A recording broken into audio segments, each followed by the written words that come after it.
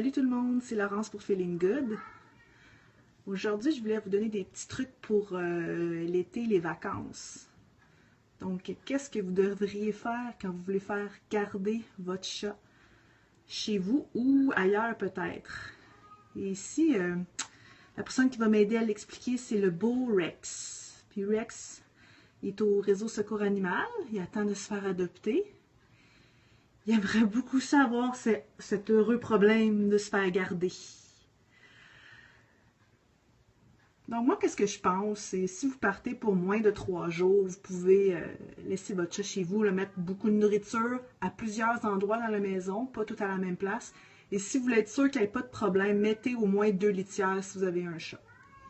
Ajoutez-en une petite, là, puis il ne devrait pas avoir de problème.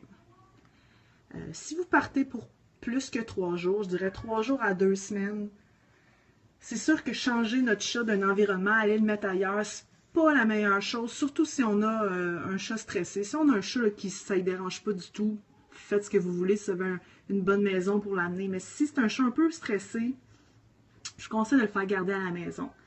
Ce qui est important de faire, c'est d'avoir, dans le meilleur des mondes, tout le temps la même personne qui vient, sensiblement aux mêmes heures dans la maison, à chaque jour. Aussi, ça serait bien que cette personne-là voie le chat une fois avant que vous partiez. Comme ça, il va pouvoir un petit peu connaître la personne. Ce que je ferais aussi, c'est que je laisserais un chandail de cette personne-là dans la maison, proche de où votre chat aime beaucoup aller.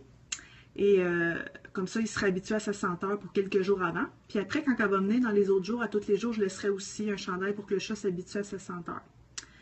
Puis bien entendu, vu que le chat s'ennuie pas nécessairement de vous, mais de l'activité physique puis de se divertir, ça serait bon que la personne passe au moins 15-20 minutes à jouer avec, si c'est possible, ou le brosser, ou le flatter, parce que c'est sûr qu'avoir aucune personne, c'est pas très le fun. Vous pouvez aussi, si vous êtes vraiment motivé, mettre un minuteur sur une radio, puis mettre quelques heures par jour la radio parler pour que le chat entende des voix d'humains. Ça peut aider aussi. Et si vous partez pour plus que 2 semaines, vous n'avez vraiment aucun autre moyen, c'est de l'amener chez quelqu'un, puis c'est un chat un peu stressé, moi je vous propose de laisser le chat au départ, vous l'amenez dans son transporteur, vous le laissez dans une pièce fermée au début pour pas qu'il y ait toute la maison au grand complet à aller fouiner puis qu'il soit encore plus stressé. Fait qu'on laisse un petit peu dans la première pièce avec ses choses. Puis après, quand il va se calmer après une demi-journée ou une journée, on le laisse aller dans la maison. C'est super important d'amener ses jouets, ses couvertes, ses petites maisons, sa propre litière, ses bols de bouffe, tu sais, pour qu'il y ait de la senteur à lui puis qu'il soit un peu plus de repère dans la nouvelle maison.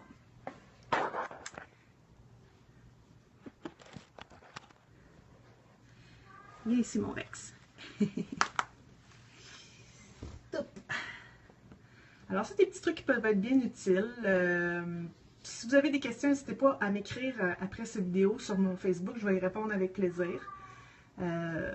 C'est sûr que des fois, vous vous sentez un peu coupable. Là. Votre chat va peut-être vous bouder un peu, mais c'est plus parce qu'il va être tanné de rien faire, puis il va avoir le goût de faire des choses, de s'activer un peu et d'avoir des câlins, mais il ne va pas vous en tenir rigueur pendant longtemps. Fait que sentez-vous pas trop coupable.